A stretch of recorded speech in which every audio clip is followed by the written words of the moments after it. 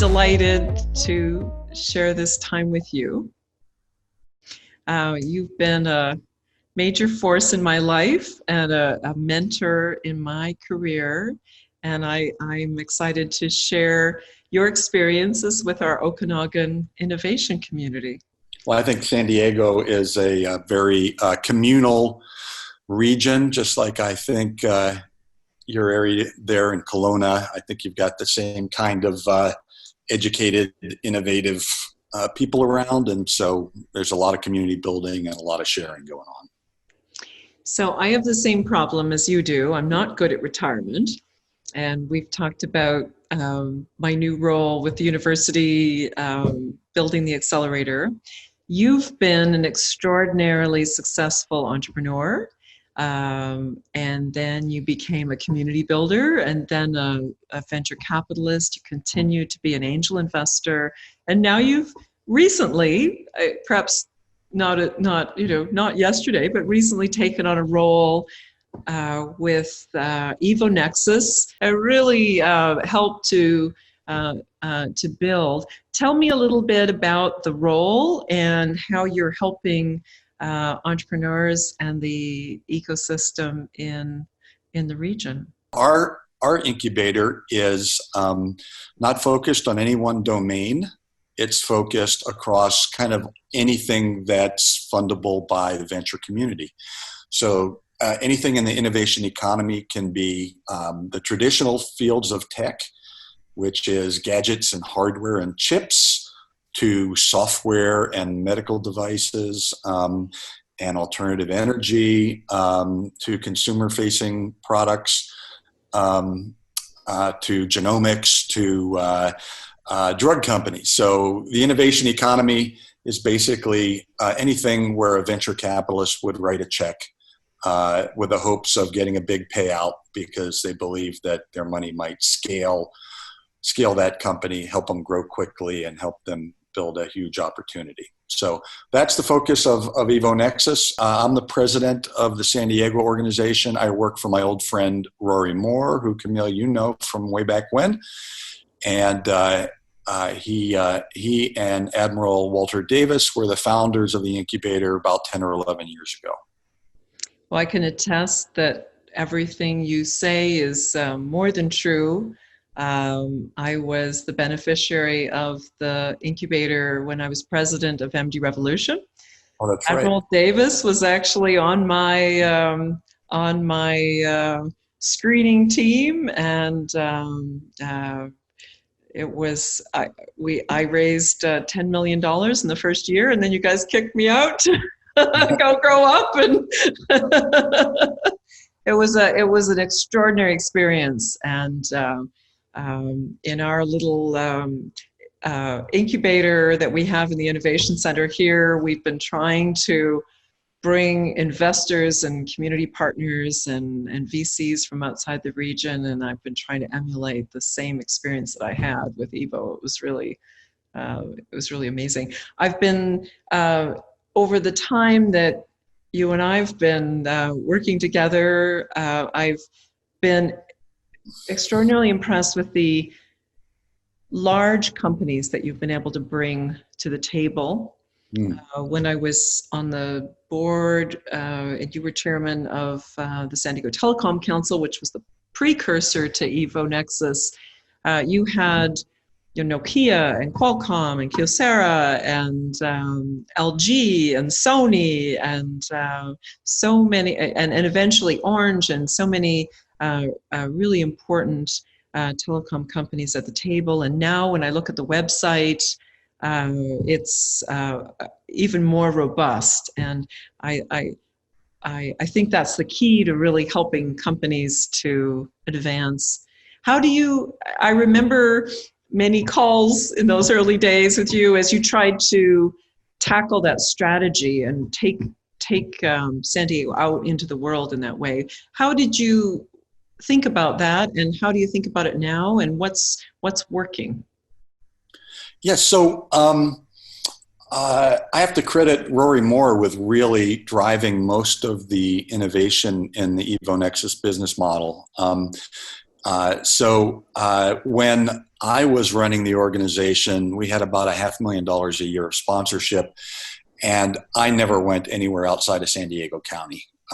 And so I looked for the international companies that had a presence in San Diego County, like Ericsson and Nokia. Of course, Qualcomm is our homegrown hero here, and many other companies that contributed to keep the organization's doors open. We now have companies like Nokia and Viasat and Verizon and others, international giants and national giants. And the interesting thing is that everything kind of works out because EvoNexus needs strategic companies that their portfolio companies can build businesses for, either as potential either the strategics are future customers for the portfolio, or the strategics could be future acquirers of the portfolio. In fact, Qualcomm has purchased 6 of our companies. That program was we would bring the Office of Innovation or the Office of the CTO of a international company like a Verizon or an Orange or any of these companies to San Diego for 2 days. We bring the whole team of the CTO, and they would give us a shopping list, and they'd say, here are the 10 different categories of things that we care about. You know, we care about telemetry, or we care about fintech, or we care about solar energy, or whatever it was that they cared about. And then we would put out a notice to our community, which is an email list back then of 15,000 people. And we'd say, if you know anybody that meets any of these 8 or 10 criteria, have them apply MarketLink. MarketLink was speed dating for strategics with our portfolio companies and with the community as a whole. So we would typically have, say, Verizon here for 2 days. We'd set up 16 one-hour meetings with their CTO office. And then we'd get 100 applications to fit 16 meetings into. And so, and then we would work with Verizon to look through the applications and pick out the 16 most interesting companies. And we found that we had a hit rate with that process of about half of the meetings led to follow-up. Wow. Now, we didn't track it as far as how many of it turned into investment or strategic partnerships, but about a half of the speed dating meetings turned into follow-up relationships of some sort between the strategics and our portfolio plus the innovation community as a whole. So that's one of the ways that we have historically worked with the strategics. Today, we've added to that recruiting companies to the incubator, which meet the criteria or the needs of the strategic. In this time of COVID, we're probably moving to a more virtual incubator format going forward. I think instead of 100% of our portfolio being residential, I think if you look at us 6 months from now, 50% of our portfolio is not going to be in residence at the incubator, which means that we can host teams from Israel or New York or Austin, Texas, if we want to. You've made the extraordinary leap of being an engineer and then becoming an extraordinary businessman.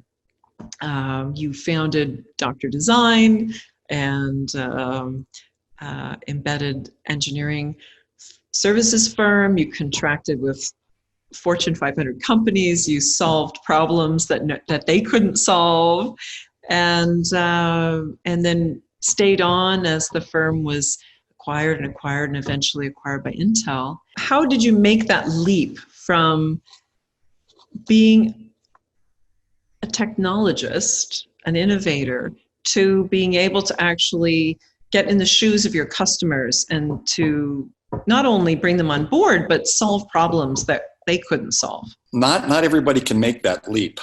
And, you don't want to misinform your engineering founders that they can all be great CEOs of startups one day, because 9 out of 10 of them can't, right? And sometimes it takes a while for them to figure it out and figure out that sometimes they need to bring in people that are natural promoters or people that are natural salesmen in order to to do that job.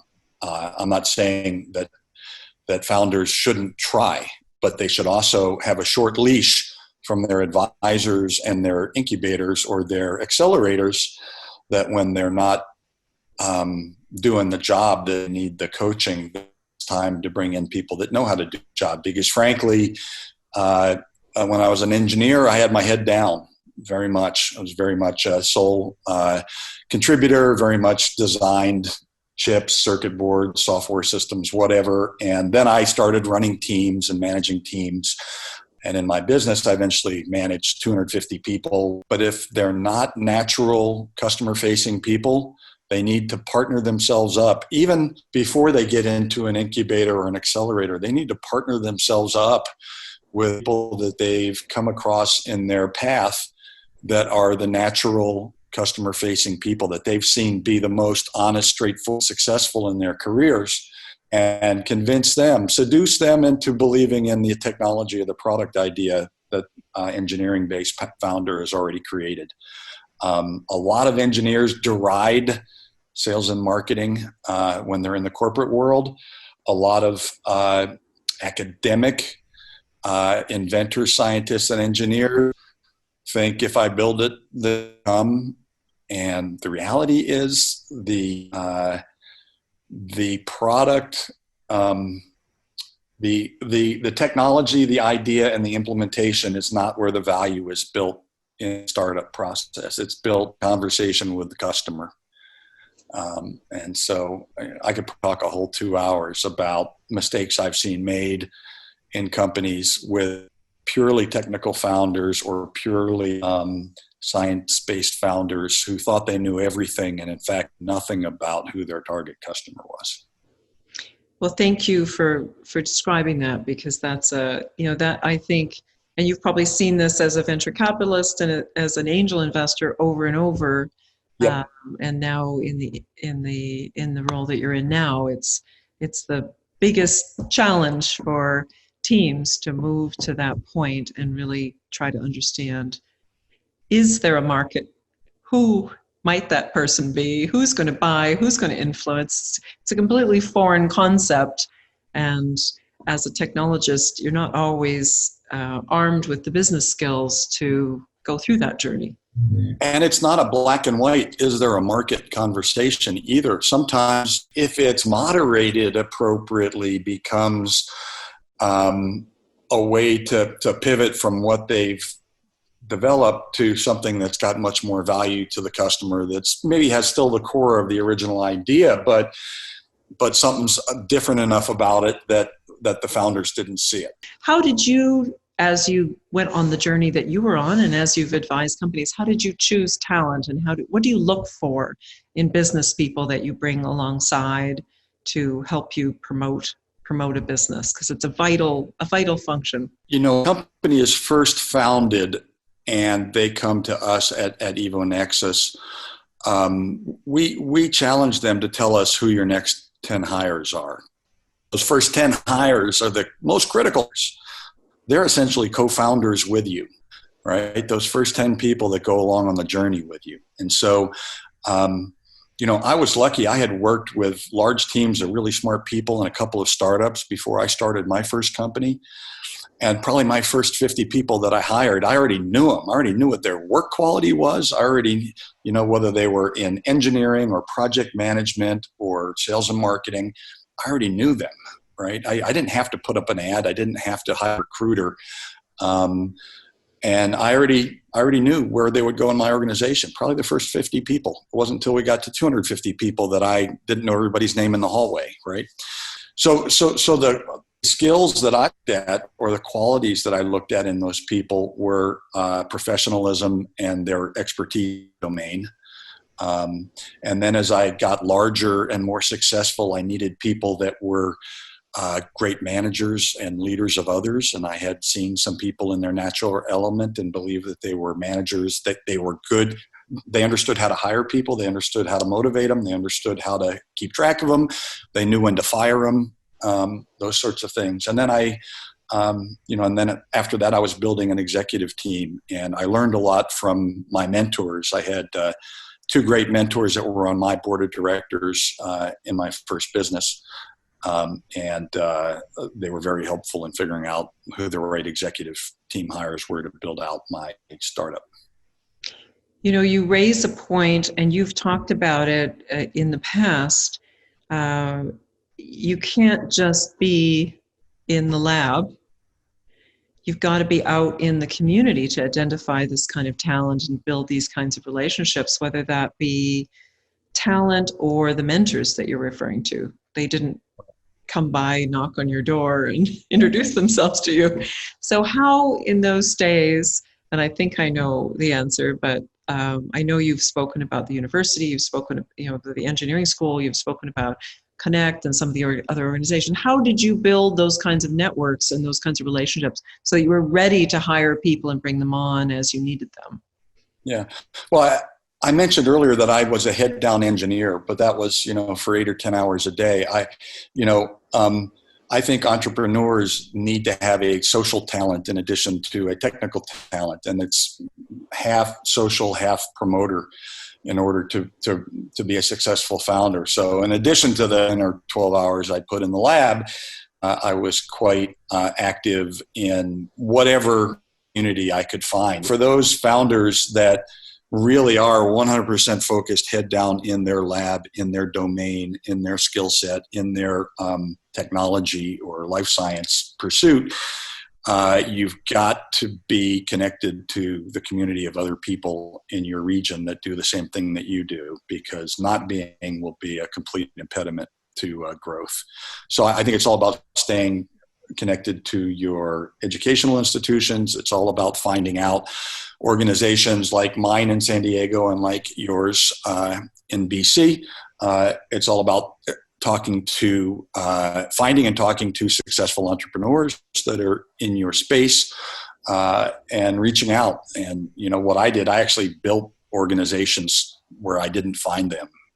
Before I got involved at Connect, I built a local organization here in San Diego called PATCA, Professional and Technical Consultants Association. Actually, it already existed in the Bay Area, but I copied it to San Diego, right? Because I wanted to find other professional consultants, because I consider myself a consultant then in product design, right? Is that one of the reasons, Marco, that you really wanted to create the special interest groups, to bring people together and cause them to not only learn about new and great, but to build networks? We had special interest groups like semiconductor, where guys that design semiconductors talked about their problems and the tools they use and the suppliers. And we had one on military to talk about, communications and electronics for the military. And we had at one point 30 or 40 of these, I remember, that met 3 or 4 times a year. And the meetings could be as small as 10 people to 300 people in an auditorium, depending on the marketing of it and the quality of panel speakers and the natural demand for that information set locally. It's been impressive to watch it from afar. San Diego's life sciences entrepreneurs had something called Biocom. That's where they hung out, right? And there are a bunch of PhD scientists in the med tech community and in the pharma community that built their own organization that catered to their needs. And then along came the kind of pure technology nerds around, and that was San Diego Telecom Council, which is now Evo Nexus, and that organization had the hardware and the software and the chip guys and et cetera. And it was a community to hang out with, and assistants of various flavors. But I looked around, and the average sports and lifestyle company was started by a high school dropout. So there's one strike against them. Most of the life sciences and the tech companies were started by PhDs or successful engineers or people with college graduates. It's been a tremendous success. It has its own accelerator. Their companies have raised, I think, over $50 or $60 million to date. They've had 100 and some companies through their version of Springboard, which is a program, Camille, you and I worked on for many years, originally at Connect, and then it got spawned out of Connect into San Diego Sport Innovators and other organizations. So, the board of directors is kind of the who's who of the sport and active lifestyle community in San Diego. It hasn't yet turned out to be quite as large or successful as EvoNext or Connect has. It's somewhere in, and I think there's a huge opportunity for it to be as important to the community as Connect and EvoNexus and Biocom. You know, one of the things I'm seeing through the pandemic is that remote healthcare and sensors and digital services are finally becoming more accepted. Yep. And I think that will help fuel more corporate support for the organization. At least that's what I'm hoping for, because we've got a number of companies in this region who are involved in this space.